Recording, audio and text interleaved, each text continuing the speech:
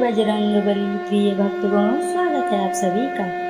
आज की इस कथा में आप श्रवण करेंगे मंगलवार की पावन व्रत कथा, मंगलदेव की व्रत कथा, जिसके श्रवण मात्र से साधक के सभी दुख दारिद्रता दूर होती है। साथ ही भगवान बजरंगबली की कृपा से सभी मनोरथ शीघ्र ही पूर्ण होते हैं। तो आइए ऐसे में श्रवण करते हैं मंगलवार की पावन व्रत कथा। एक बार नैमिषारण्य तीर्थ में 80,000 मुनि एकत्र होकर पुराणों के ज्ञाता श्री सूत जी से पूछने लगे, हे महामुने, आपने हमें अनेक पुराणों की कथाएं सुनाई हैं।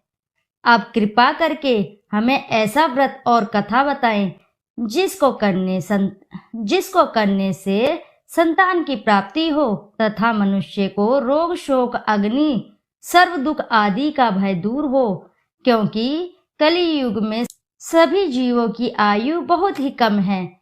फिर इस पर उन्हें रोग चिंता के कष्ट लगे रहेंगे, तो फिर वह श्री हरि के चरणों में अपना ध्यान कैसे लगा सकेंगे। श्री सूत जी बोले, हे मुनियों, आपने लोक कल्याण के लिए बहुत ही उत्तम बात पूछी है। एक बार युधिष्ठिर ने भगवान श्री कृष्ण से लोक कल्याण के लिए यही प्रश्न किया था। भगवान श्री कृष्ण और युधिष्ठिर का संवाद तुम्हारे सामने कहता हूँ, ध्यान देकर सुनो। एक समय पांडवों के सभा में श्री कृष्ण जी बैठे हुए थे। तब युधिष्ठिर ने भगवान श्री कृष्ण से प्रश्न किया, हे प्रभु नंद नंद गोविंद, आपने मेरे लिए अनेकों कथाएं सुनाई हैं। आज आप कृपा करके ऐसा व्रत या कथा सुनाएं जिसके करने से मनुष्य के रोग चिंता का भय समाप्त हो और उसको पुत्र की प्राप्ति हो। हे प्रभु, बिना पुत्र के जीवन व्यर्थ है। पुत्र के बिना मनुष्य नरकगामी होता है। पुत्र के बिना मनुष्य पितृ ऋण से छुटकारा नहीं पा सकता और न ही उसका पुण्य नामक नरक से उद्धार हो सकता है। अतः पुत्रदायक व्रत बतलाएं। श्री कृष्ण बोले, हे राजन, मैं एक प्राचीन इतिहास सुनाता हूँ, आप उसे ध्यान पूर्वक सुनो। कुंडलपुर नामक एक नगर था। उसमें नंदा नामक एक ब्राह्मण रहता था।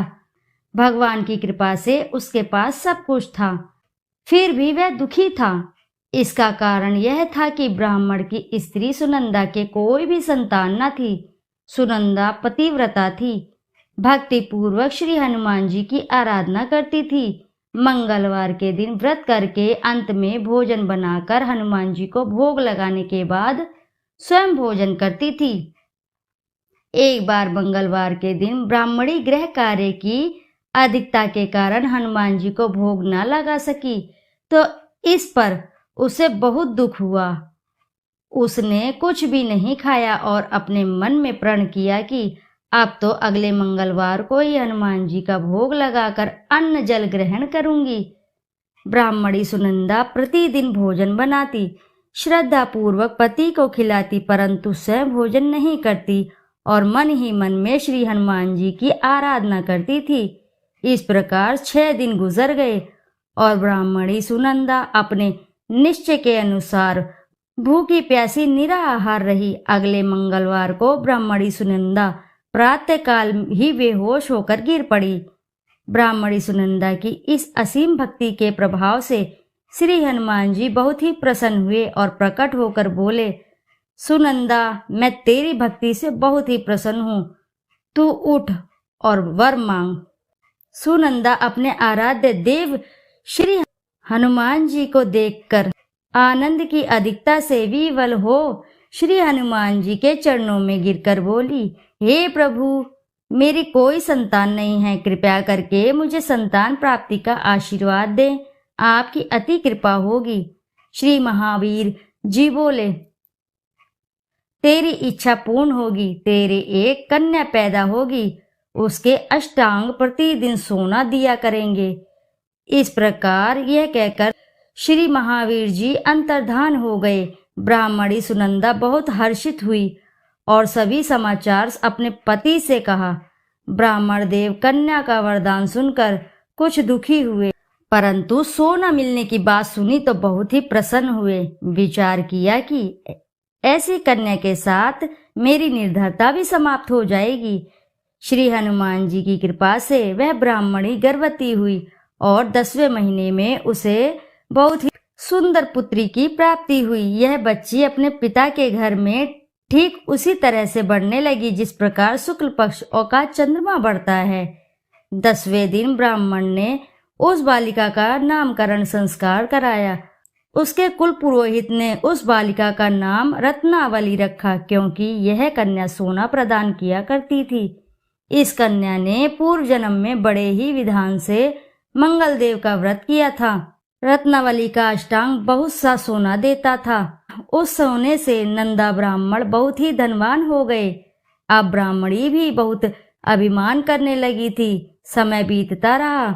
अब रत्नावली 10 वर्ष की हो चुकी थी। एक दिन जब नंदा ब्राह्मण प्रसन्नचित्त था, तब सुनंदा ने अपने पति से कहा, मेरी पुत्री रत्नावली विवाह के योग्य हो गई है, अतः आप सुंदर सा कोई योग्य वर देकर इसका विवाह कर दें। यह सुन ब्राह्मण बोला, अभी तो रत्नावली बहुत छोटी है। तो ब्राह्मणी बोली, शास्त्रों की आज्ञा है कि कन्या 8वें वर्ष में, गौरी 9 वर्ष में और रोहिणी 10वें वर्ष में कन्या के इसके पश्चात रजस्वला हो जाती है। गौरी के दान से पाताल लोक की प्राप्ति होती है, रोहिणी के दान से वैकुंठ लोक की प्राप्ति होती है, कन्या के दान से इंद्रलोक में सुखों की प्राप्ति होती है। अगर हे पतिदेव रजस्वला का दान किया जाता है तो घोर नरक की प्राप्ति होती है। इस पर ब्राह्मण बोला, अभी तो रत्नावली मात्र 10 ही वर्ष की है और मैंने तो 16-16 साल की कन्याओं के विवाह कराए हैं, अभी जल्दी ही क्या है।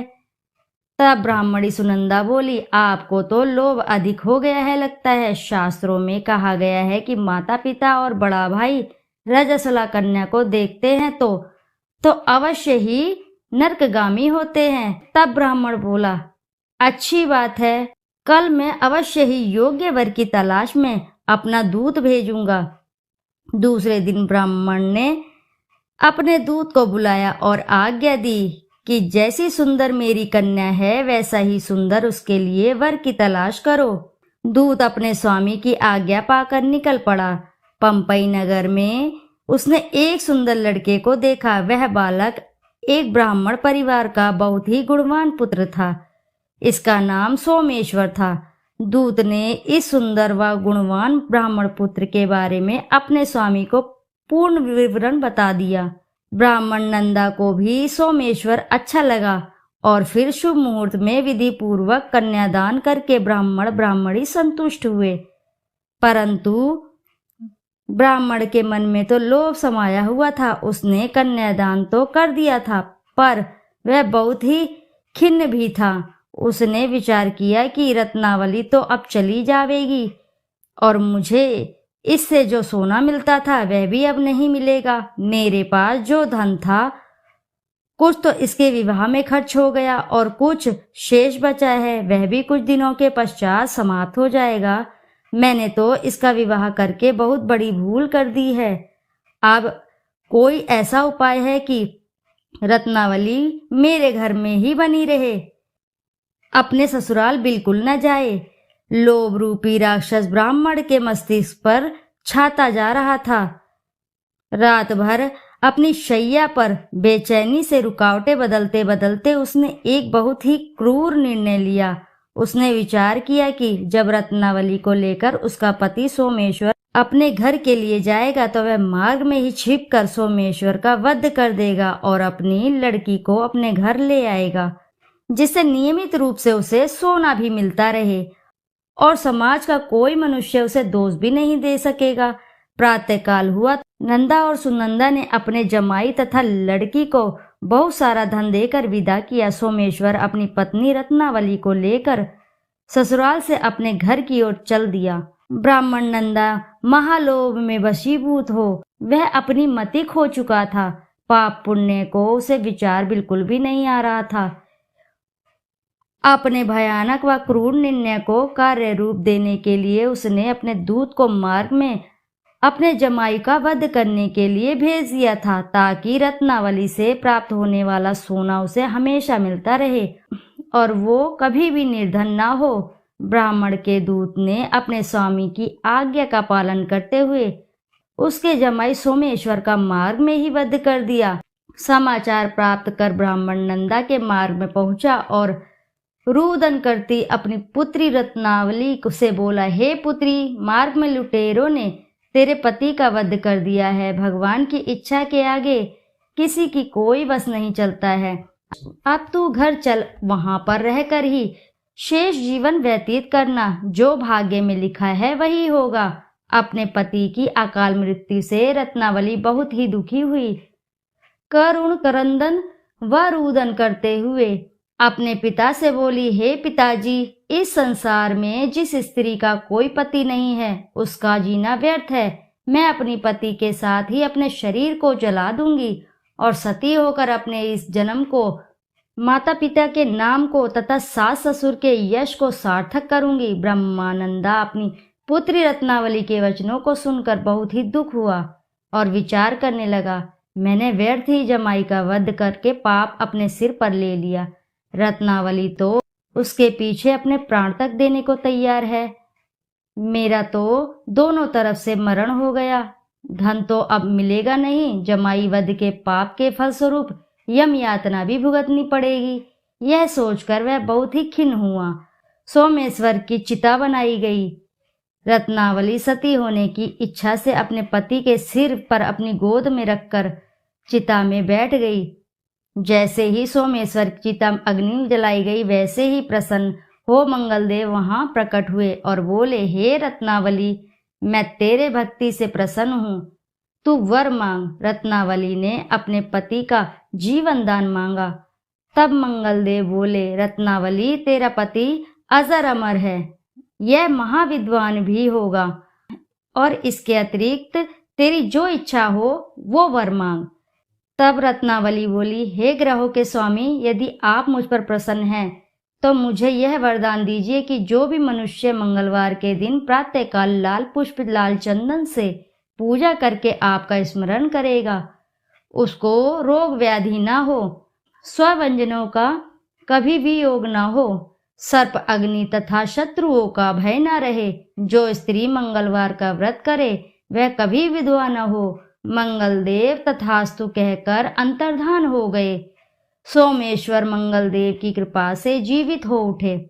रत्नावली अपने पति को पुण्य प्राप्त कर बहुत ही प्रसन्न हुई और मंगलदेव का व्रत प्रत्येक मंगलवार को करके व्रतराज और मंगलदेव की कृपा से इस लोक में सुख ऐश्वर्य को भोगते हुए अंत में अपने पति के साथ स्वर्गलोक कर चली गई।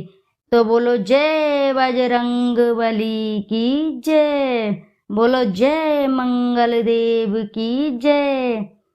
कथा अब इसी के साथ समाप्त हुई। तो आइए श्रोताओं, अब करते हैं श्री हनुमान जी की आरती। आरती की जय हनुमान लला की, दुष्ट दलन रघुनाथ कला की। जाके बल से गिरवर कापे, रोग दोष जाके निकट न झाके।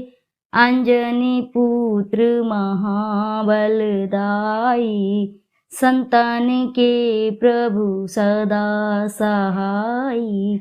आरती की जय हनुमान लला की।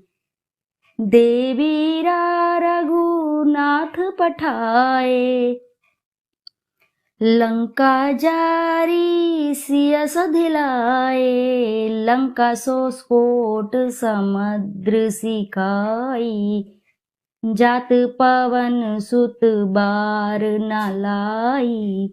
आरती की जय हनुमान लला की। लंका जारी असुर संहारे, सिया राम जी के काज सवारे। लक्ष्मण मूर्छित पड़े सकारे, अग्नि संजीवन प्राण उबारे।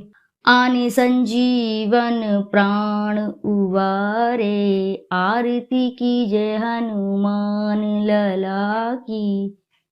पैठी पताल तोरी जमकारे, अहि रावण की भुजा उखारे। बाएं भुजा असुर दल मारे, दाहिने भुजा संत जन तारे। आरती की जय हनुमान लला की, सुर नर मुनि आरती उतारे। जय जय जय हनुमान उचारे, कंचन थार कपूर लो छाई। आरती करत अंजना माई, आरती की जय हनुमान लला की। जो हनुमान जी की आरती गावे, बसी बैकुंठ परम पद पावे।